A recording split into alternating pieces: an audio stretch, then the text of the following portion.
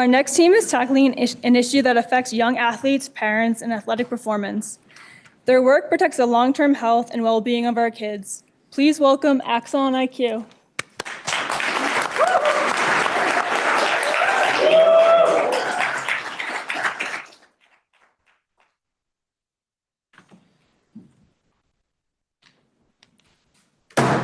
That was half the force a youth athlete could experience in a single hit.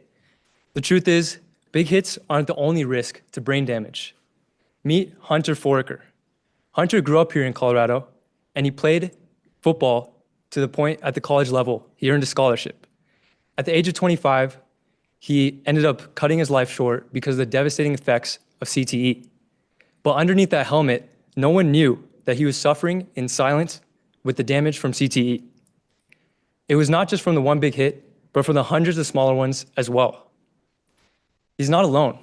Over 40% of young contact players currently are showing signs of CTE.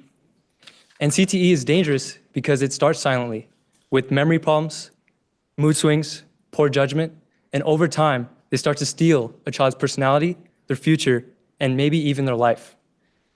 The real danger is in the hundreds of untracked hits that happen every game, every practice, and every drill. These hits might seem harmless on their own, but their damage is cumulative and invisible. Right now, there's no real-time way for parents to monitor their own children's head trauma exposure. The few tools that do exist are designed for professionals, and they come with a price tag that is unrealistic for most youth athletes and their families. More importantly, they do not monitor the cumulative and invisible damage.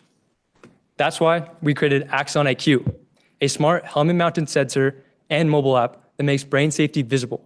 Think of it as a Fitbit for brain health. All a user needs to do is take the helmet of their sport of choice, attach our sensor to the back of this, just like this, and then pair it with our mobile app. The app then starts tracking every hit, its force, its frequency, and how potentially dangerous each one could be. It then alerts in real time the parents, coaches, and the athletes' trainers, while also monitoring the long-term cumulative exposure. Then it'll recommend the athlete to do the following: either rest, return, or recover and return safely to play. Our target users right now are parents and children of teens and youth in contact sports. We'll start here in Colorado with football, then expand it nationally. There are over 45 million contact sport athletes, and with increased awareness around head trauma and regulation around it, this market is only growing. Thanks to Axon IQ's universal design, it allows this to be attached to any helmeted sport. And looking down the line, we'll be looking to expand into the high school population, collegiate, and also probably having professionals use this as well. We'll sell Axon IQ to consumers directly as a one-time hardware purchase tied with a base monthly subscription. This subscription includes real-time tracking, historical insights, and personalized recommendations. Down the line, we'll have more monetized add-ons, such as coaching dashboard for more team analytics, and even more. We already have a working prototype sensor that detects rapid acceleration spikes and communicates with our platform. A circuit board manufacturer has already confirmed to us that we can start production with them for less than $5 per device and decrease the size of the device by over 50%. We have an informal agreement with CU Boulder's sports medicine head director, Chris Chilean, to bring Axon IQ with CU Boulder's football team for beta testing. From day one, however, it's about making safety accessible to all.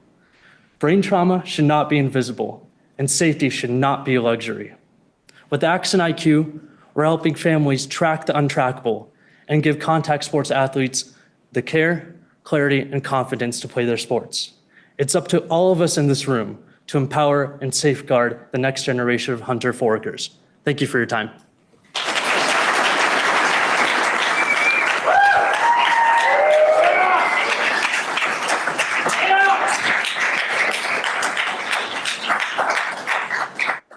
This is really great. So I grew up on a bike with a helmet and rode for the CU cycling team. And so, you know, this whole concussion and all of the hits and the little things, it's really been something that's been a part of my life.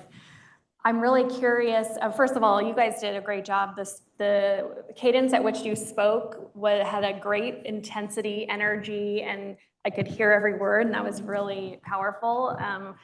I was able to digest as you go, so like in terms of just style, that was excellent. Also having a visual aid got our attention. I'm now awake.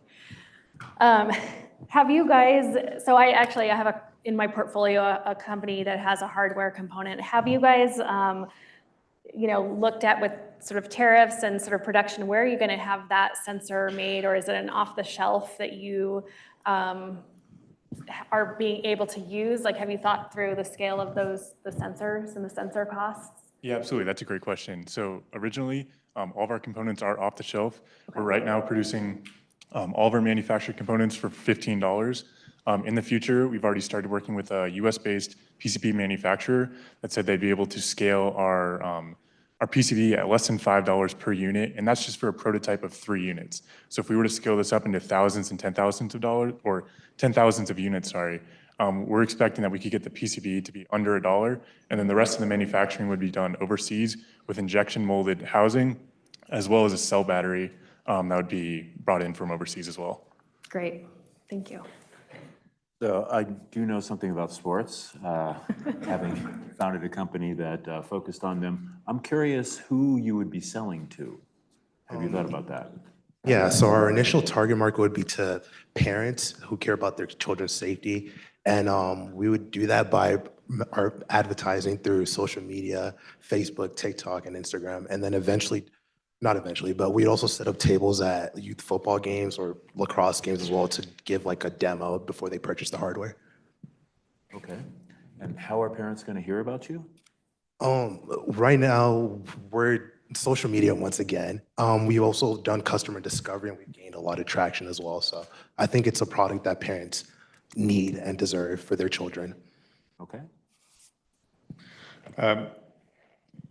Really good job tackling a very serious issue. Great opening to the presentation. You absolutely got my focus. And I think you thought through the business really well. My concern, and where I'm going to push you a little, is this is an issue that the industry doesn't want to be talking about. The NFL and all the other sports series that manage this do not want this data out there. There's been documentaries, there's been exposés around the issues of concussions in football. While I am on your side, and I think every parent should have this, what have you done to think through getting through the political barriers around exposing data that a very powerful industry does not want exposed? Right, so I think the main thing is that the first prevention that parents take if they're scared to put their kid in contact sports is complete prevention by not allowing them to play. But contact sports aren't going away anytime soon. So this is a solution for that. Kids can still play the game that they love, all while monitoring and tracking and then acting accordingly.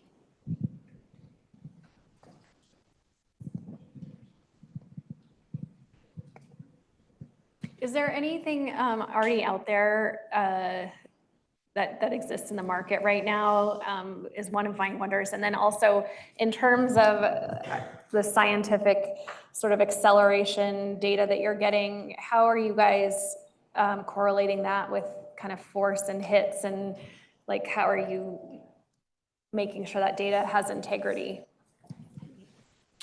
So regarding the competitors, as you can see from our appendix slide, almost all of them have some form of detraction to them. The closest thing to this is the Brad Riddell helmet, but that's integrated into it. It's only for football, and it's way too expensive. Pre-tax, it's $999.